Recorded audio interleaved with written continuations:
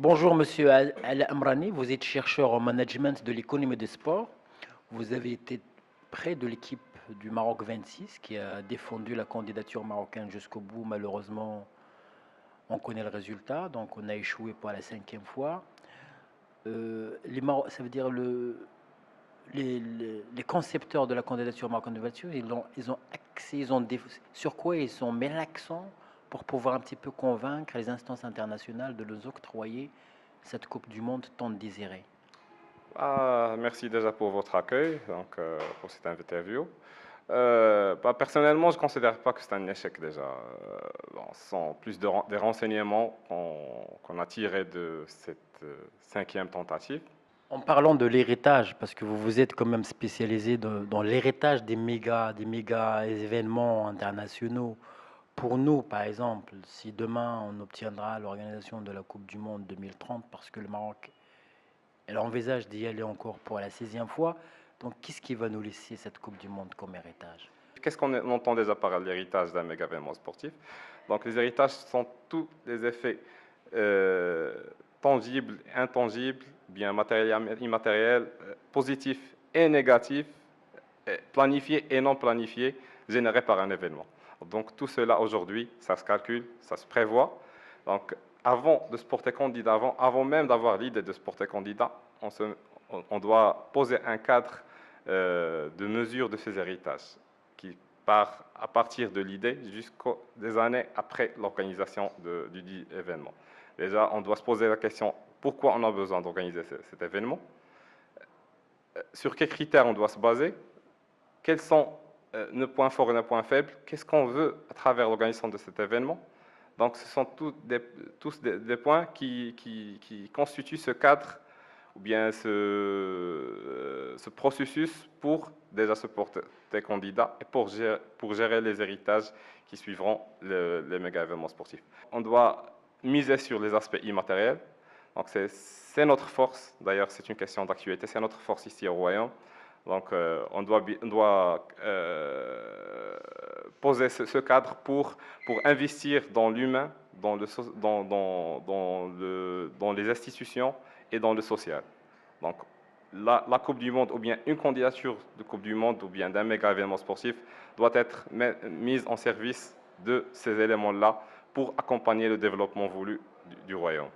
Est-ce que nous, c'est-à-dire le comité, a mesuré un petit peu, il a chiffré tous ces facteurs immatériels sur lesquels il veut capitaliser sa candidature ou pas du tout? Je pense, bon, je ne sais pas si c'est une erreur ou pas, mais je pense que l'erreur qui a été faite, c'est qu'on a compris le terme héritage uniquement en termes infrastructure. Parce qu'on parlait juste la gestion d'héritage pour la candidature, c'est la gestion des stades, de l'infrastructure sportive et des terrains d'entraînement. Or que ça dépasse cet aspect-là. Donc, si on prend les structures, chaque méga événement sportif génère avec lui un certain nombre de structures qui font l'événement.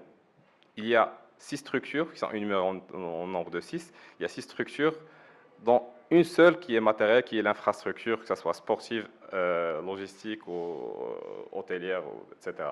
Donc les 5 autres aspects sont des aspects immatériels. On trouve tout ce qui est connaissance, c'est-à-dire en organisant la Coupe du Monde, on va acquérir le savoir-faire, la population va acquérir le savoir-faire dans plusieurs domaines, en termes d'organisation, en termes même d'utilisation des moyens de transport. Donc, il y a plusieurs volets. En termes de réseau, les réseaux aussi, c'est un aspect immatériel très important. Donc, quand on organise un événement qui est de telle ampleur, il y a tout. Par exemple, on n'aura plus de conflits politiques. On aura des rassemblements de quelques partis qui étaient opposés avant par rapport à plusieurs problématiques, mais qui sont rassemblés en termes de méga événements sportifs. Alain, par votre expérience de chercheur, de par votre expérience également dans ce comité Maroc 2026, aujourd'hui, le Maroc envisage de présenter sa candidature pour 2030. il doit jouer sur quoi exactement cette fois-ci? Ça, c'est d'un côté. De l'autre côté, est-ce qu'aujourd'hui, vous recommandez au Maroc d'aller seul ou doit y aller avec d'autres pays?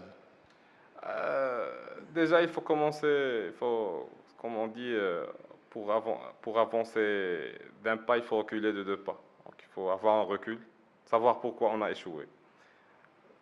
Déjà, du point de Cela vue fait la cinquième fois. Est-ce qu'on n'a jamais fait on va dire cette synthèse pour savoir pourquoi on a échoué? Est-ce qu'on l'a jamais fait auparavant? bah, si on l'a fait, on n'aurait pas eu les remarques du rapport de la task force, déjà.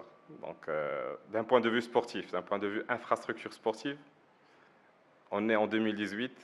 On croyait avoir des 6 stades en normes internationales.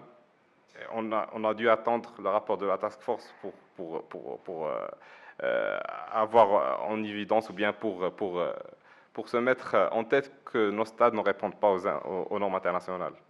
Le cas du stade de Marrakech est le cas le plus flagrant. Donc, c'est déjà ça. Un autre constat qui était relevé par la task force, c'est notre capacité en tant que nation de livrer des projets de méga chantiers. La vision et l'orientation du pays va avec deux vitesses.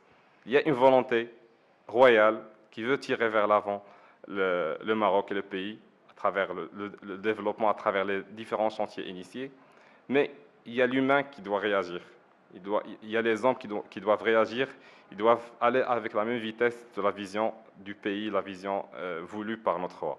Donc, pour commencer, déjà, il faut montrer qu'on est capable d'organiser à travers le respect des promesses qui ont été tenues.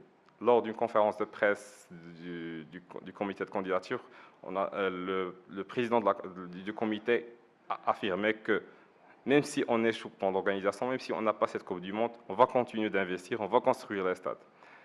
Or, il faut non seulement construire, mais construire d'une façon intelligente et stratégique, de façon à ce qu'on évite telles remarques, non seulement des instances internationales, mais éviter quelques erreurs qui sont relatives au développement de la pratique.